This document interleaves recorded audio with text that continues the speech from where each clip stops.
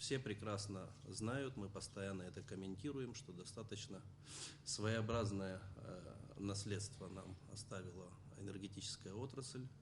В каком плане?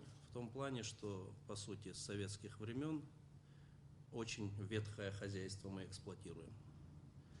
Ни один, ни два раза мы говорили о том, что износ основных фондов, порядка 90% основных фондов составляет более 50 лет, и это хозяйство нам приходится эксплуатировать. Понятно, что в рамках преддверии зимы у нас существуют тоже вопросы, но тем не менее, еще раз повторяю, что мы готовы к прохождению зимнего периода на предмет устранения тех или иных аварийных ситуаций, на предмет того, что все службы и все структуры укомплектованы и готовы реагировать для решения тех или иных задач, либо локализации именно аварийных ситуаций. Хотелось бы прокомментировать ту работу, которую мы осуществляли в течение этого года. Можно сказать, что год еще не закончен, но тем не менее.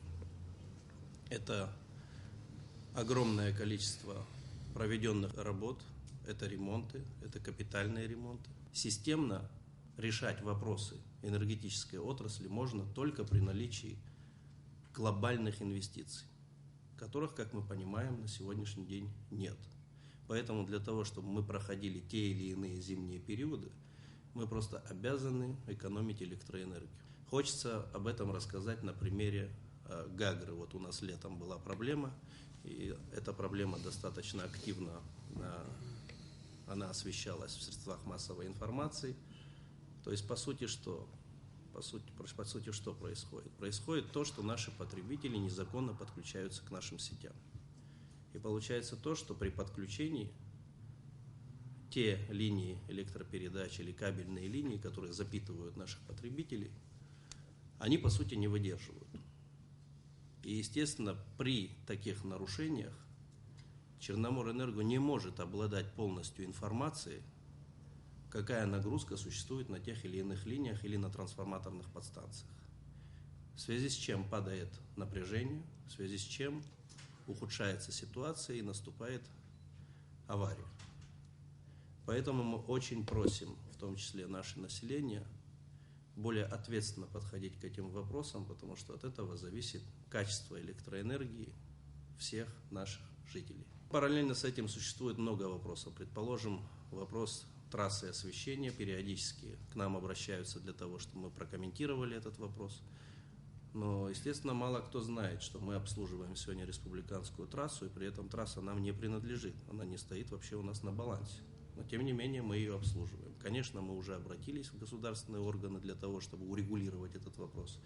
Ждем принятия решений. Надеемся на то, что это решение будет принято. Параллельно с этим вы понимаете, что трасса освещения или очень много других вопросов, например, вопрос льготников и так далее, он у нас не компенсируется. Хотелось бы вам рассказать о том, что с начала года проводится инвентаризация основных фондов. В рамках этой инвентаризации, конечно, достаточно большое количество объектов было выявлено, достаточно большое количество объектов, их вообще не существует. Эта системная проблема, она касается не только РУП Черноморэнерго, мы более чем уверены, но тем не менее, эта работа была проведена, были отправлены соответствующие документы по тем или иным объектам в Госкомимущество для последующей постановки на баланс того имущества, которого не было официально на организации. Это, предположим, касается линии, старое название Кавкасионе, ЛЭП-500, по поручению президента Республики Абхазия. Эти вопросы были решены, документы сегодня в Госкомимуществе. Это системообразующая линия, которая идет через Кодорское ущелье. Важная линия, которая была частью энергосистемы Советского Союза, 36 километров из которой идет по территории Республики Абхазия. Название старое, Кавкасионе. Когда будут проведены все мероприятия, линия будет называться линией ДАЛ-500, то есть по старому названию именно территории, по которой она проходит. Параллельно с этим хочется чуть-чуть рассказать о финансовом положении нашей организации. Существует миф о том, что Черноморэнерго – это достаточно богатая организация, в которой, собственно говоря, работают люди, которые непонятно чем занимаются. Хотелось бы развеять этот миф. Как вы можете увидеть на одном из слайдов, мы здесь хотим вам показать денежные средства, которые получала Черноморэнерго за определенный период времени и которые получила за 9 месяцев этого года. Я думаю, что это интересная будет информация. И с чем это связано, тоже мы расскажем. Дело в том, что, естественно, все эти деньги попадали на счет с учетом инвестиционной программы, с учетом бюджетного финансирования. Ну, к сожалению, большому с бюджетным финансированием, вы знаете, мы на сегодняшний день, несмотря на все-таки динамику достаточно положительную, у нас сложная ситуация. Ну, а что касается инвестиционной составляющей в рамках помощи Российской Федерации, мы очень надеемся на то, что в 2016 году эта помощь будет реализована, и мы проведем ряд мероприятий, которые достаточно серьезно улучшат ситуацию в энергетической отрасли. Существует динамика увеличения потребления по всей Абхазии. Но вы понимаете, ветхие наши магистральные линии, в первую очередь мы всегда это озвучиваем, это высоковольтная линия 220 киловольт Ачигвара, она называется, которая идет от комплекса Ингургес до города Творчал-Грэс. Там у нас подстанция 220 киловольт, порядка 31,5 километра эта линия. Она физически не выдерживает нагрузок в зимний период. И говорить о том, что аварий просто не будет, это тоже неправда, потому что чем выше потребление, тем хуже ситуация. Для того, чтобы решить системно этот вопрос, нужно строить новую линию. Порядок инвестиций только на этот участок приблизительно около $500 миллиарда рублей. Естественно, таких возможностей у нас нет. Но, тем не менее, мы системно проводим работы, в том числе по замене того оборудования, которое существует. На долгий период времени эти магистрали отключать мы не можем, потому что, по сути, эти магистрали в основном и запитывают Республику Абхазия. Сегодня мы потребляем практически 2 раза больше электроэнергии, чем до войны. По тем реконструкциям, которые мы проводили до того, увеличивали мощность, что такое, сегодня приходится в 2 раза увеличивать. Я на примере могу сейчас, даже вот здесь сухумские подстанции большие, 110-киловольтные, там, где мы заменили оборудование, увеличили мощность трансформаторную, сегодня уже на пределе. В 2 раза увеличили 2-3 года назад, сегодня уже на пределе. Это Епитовская подстанция. Я, к примеру, так выборочно буду говорить.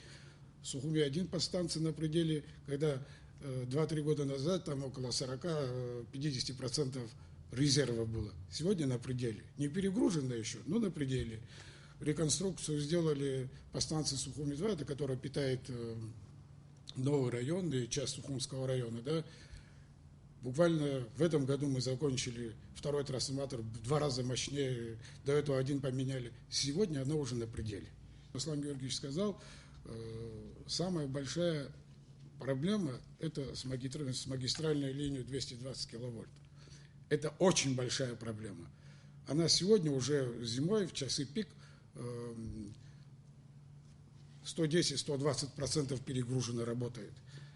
Хочу сказать, вообще для любого электрооборудования, будь это или линия электропередачи, будь это подстанционное оборудование, по нормативам 30-40% запаса мощности должно иметь.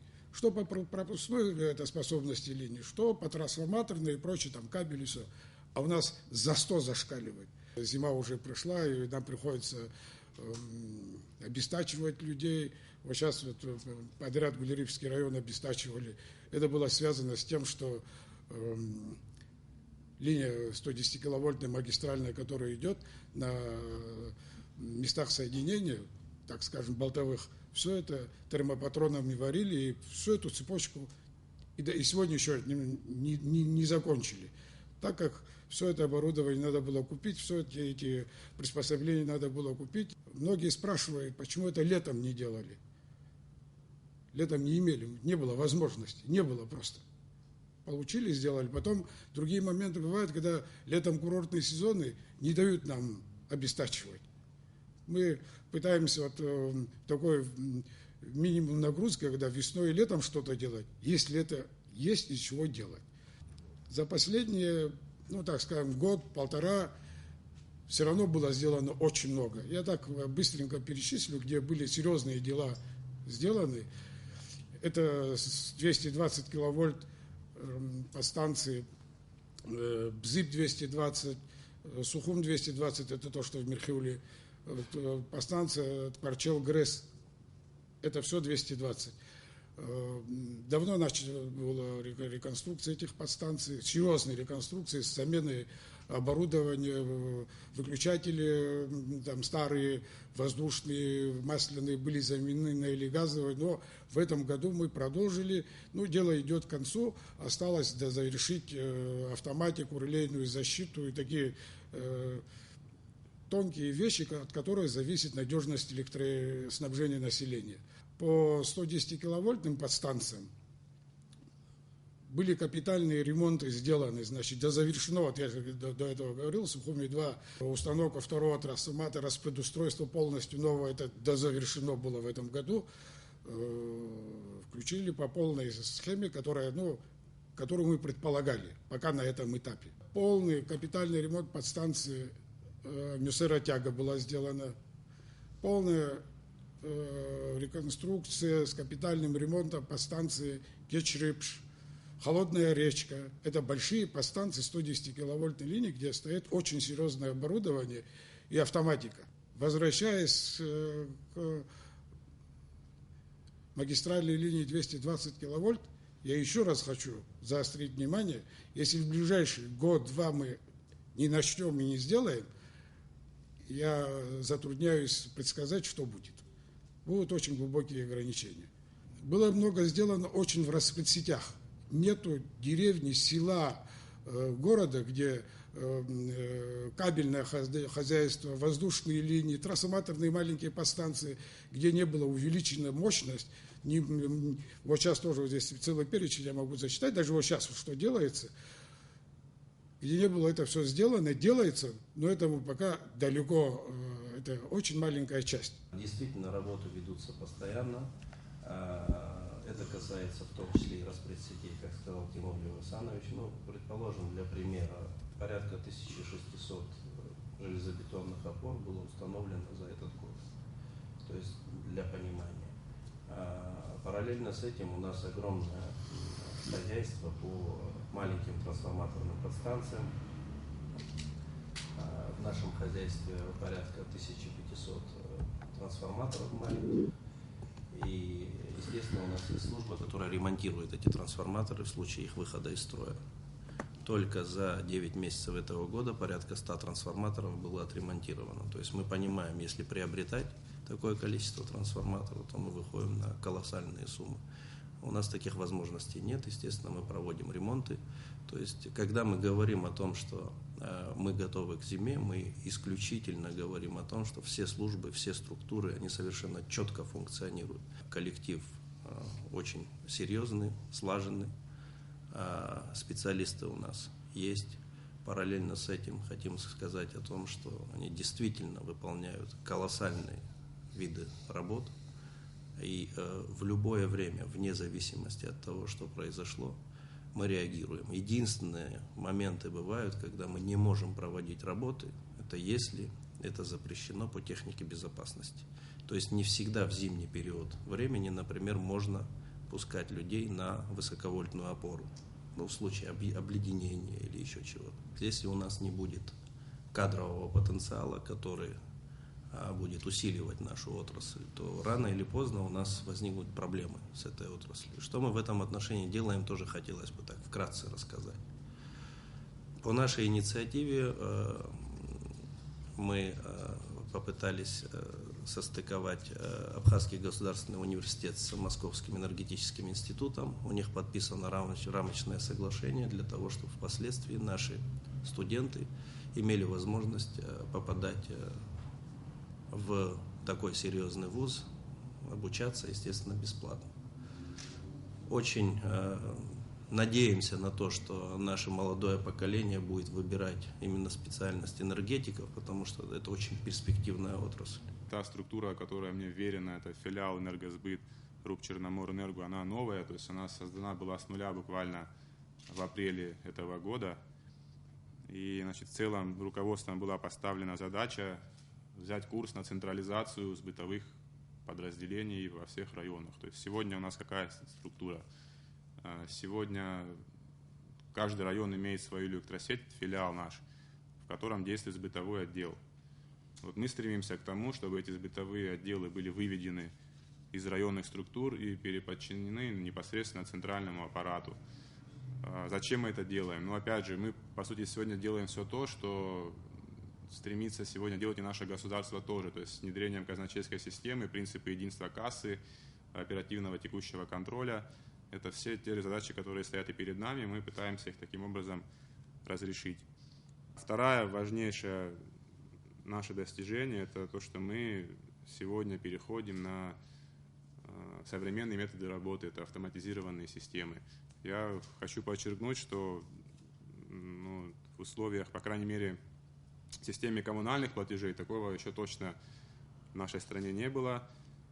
Многие уже, наверное, могли обратить внимание, что у нас, значит, введена автоматизированная система приема платежей за электроэнергию, программа. Она работает по принципу онлайн-режима. У нас в первую очередь заработала где-то с сентября месяца терминальная сеть. Значит, мы договорились уже с поставщиками услуг, которые непосредственно занимаются обслуживанием терминалов. И сегодня уже по всей стране, по нашим данным, около 1000 терминалов вот с такой наклейкой,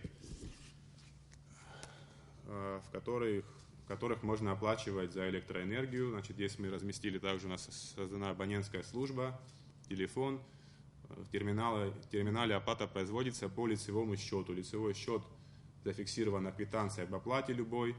Или если там вдруг по какой-то причине абонент его не знает, может сюда позвонить там с 9 до 6, узнать свой лицевой счет. Более того, у нас, значит, есть планы, где-то, наверное, с Нового года начнем прорабатывать, чтобы вообще можно было оплачивать, не выходя из дома, с помощью мобильной связи или каких-то сторонних интернет-технологий. В целом, значит, те меры, которые я озвучил, уже позволили нам по итогам октября-ноября выйти на рост по денежным средствам 13,1%. Несмотря на то, что, как вы видели ранее, общая финансовая ситуация у нас плачевная, тем не менее, именно по сбыту у нас наблюдается устойчивый рост. Мы не считаем, что мы работаем плохо, чтобы понимание было. Мы просто обращаемся к нашему населению.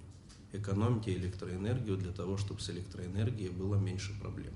С сегодняшнего дня функционирует сайт Черноморэнерго, на котором всегда и наши потребители, и различные институты и структуры могут мониторить плановые отключения. Какова ситуация? Я понимаю, что плотина не на нашей территории, но вы обладаете этой информацией. Там уровень воды, говорят, низкий, что нам может грозить там верное отключение из-за этого. Какова ситуация на самом деле? Мы все знаем, что у нас существуют некие вопросы по нашей генерации, по Ингургесу. И честно будем говорить, вопрос лежит в политической плоскости. То есть все уже, наверное, знают, мы не раз об этом говорили, о том, что плотина, действительно, водозаборник находится на территории Грузии, часть канала находится на территории Грузии, туннеля, по которому идет вода, посредством которой впоследствии уже вырабатывается электроэнергия на территории Абхазии. Действительно, в этом году, с лета этого года, в Грузии наблюдалась засуха. И в том числе потребление электроэнергии растет и с нашей стороны тоже.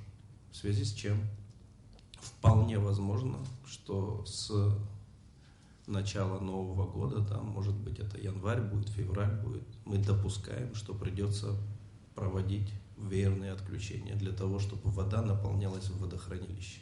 То есть самый тяжелый период для генерации, для гидрогенерации – это именно зимний период, когда воды становится меньше. То есть ближе к весне появляются уже паводки, вода наполняется в водохранилище. Но зимний период достаточно сложный. В основном сейчас Ингургес работает, то есть весь комплекс Ингургеса работает на потребление Абхазии. Вы говорили о том, что была проведена инвентаризация. Как так вышло, что какие-то объекты не находились на балансе ГУС компании Черноморэнерго?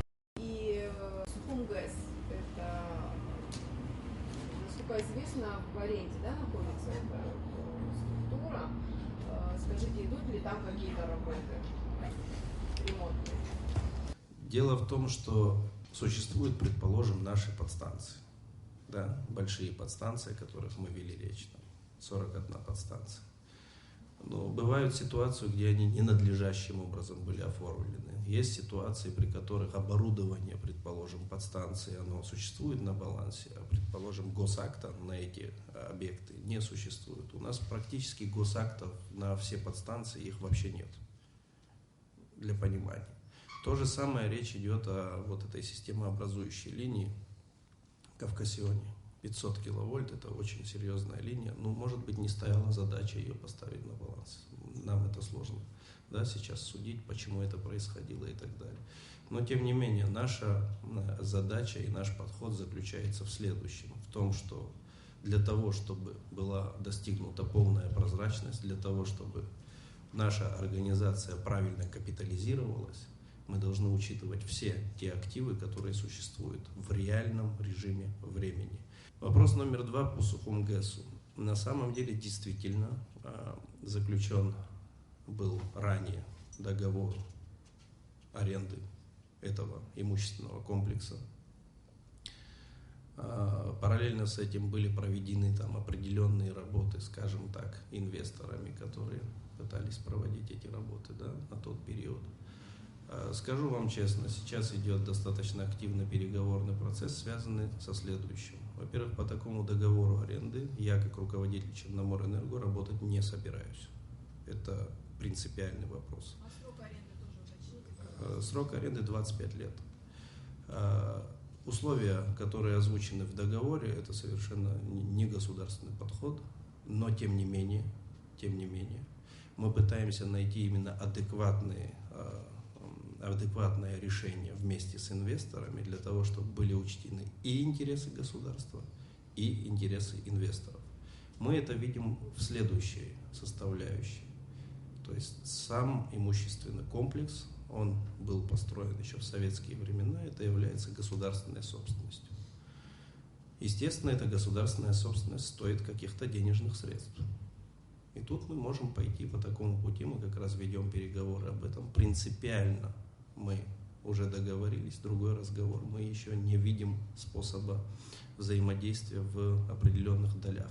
Мы видим условно государственно-частное партнерство. То есть есть активы государства, есть инвестиции.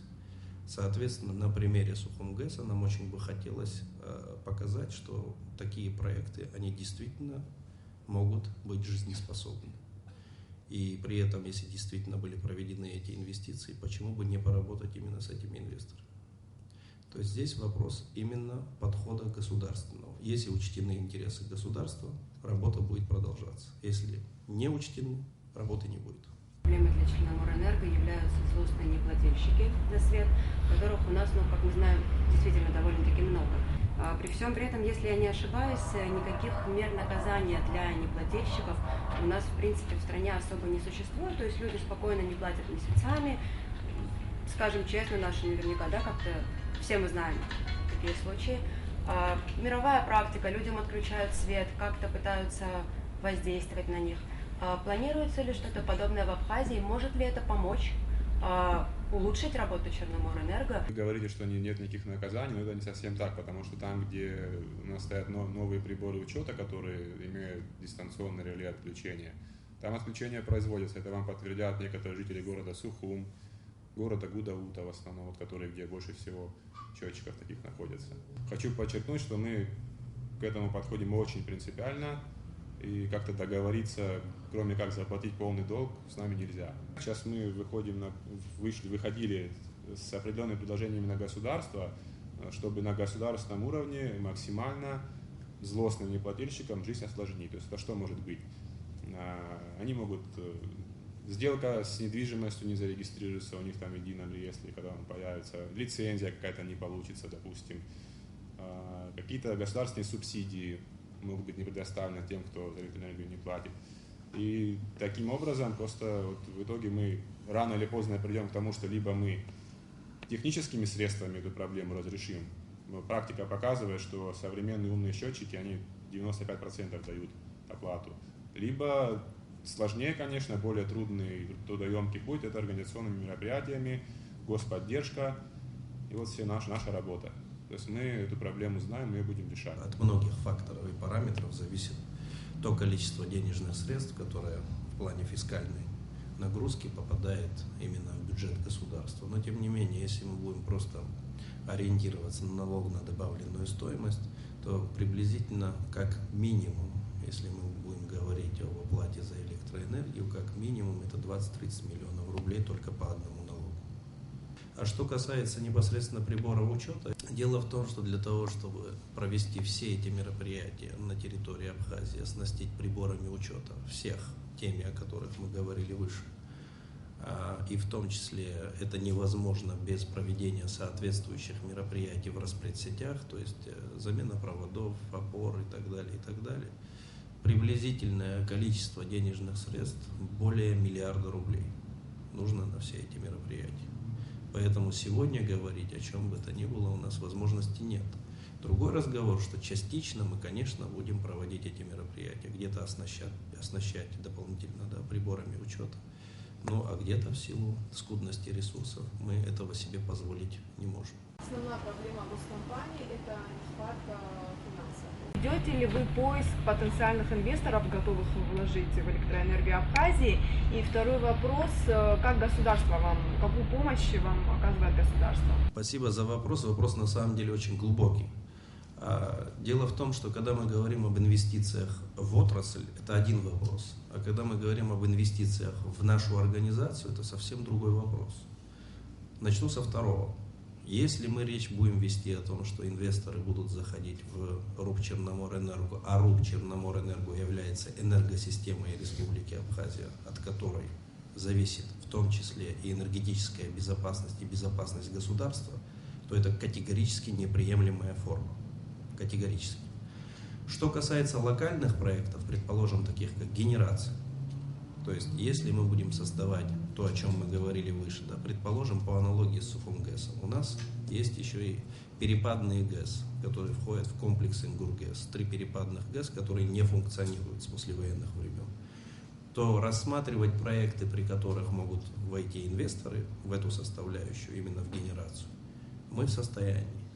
Естественно, с учетом государственного подхода. То есть, если есть активы, которые мы можем оценить и которые являются собственностью государства, в лице, предположим, Черноморэнерго, то тогда мы будем речь вести о государственно-частном партнерстве. Если речь идет о создании новой генерации с нуля, то, конечно, в том числе на определенных государственных условиях, но уже на более мягких мы можем пускать сюда инвестора и с ним сотрудничать. Тоже совершенно здравый подход, на наш взгляд. Государство, конечно, нам оказывает поддержку, возможную в существующих реалиях. В начале 2015 года нам помогли порядка 5 миллионов рублей, ровно 5 миллионов рублей нам помогли в начале этого года. Сейчас порядка 8 миллионов 300 тысяч рублей мы получили, за счет чего мы приобрели те материалы, которыми мы проводим работы на магистральных наших линиях, о чем говорил наш главный инженер. Не только это, естественно, но, к сожалению, большому, энергетика – это отрасль достаточно дорогая, она капиталоемкая, скажем так. И исчисляются цифры в энергетике сотнями миллионов рублей в лучшем случае, в худшем – миллиардами рублей. По оценке компании Россети, которая проводила мониторинг наших сетей в начале года, количество инвестиций, не считая генерации, в абхазскую энергосистему они посчитали укрупненно 73 миллиарда рублей. Ну, по нашим оценкам, это поменьше, конечно, приблизительно вдвое. Но, тем не менее, это действительно, если все приводить в соответствии с нормами, в соответствии с тем, чтобы наш потребитель в конечном итоге получил эффект на 100%, это в том числе и изменение радиальной схемы, то, о чем мы говорили тоже выше. Конечно, эти инвестиции нужны, но при этом говорить об инвестициях в основной капитал не приходится возможно.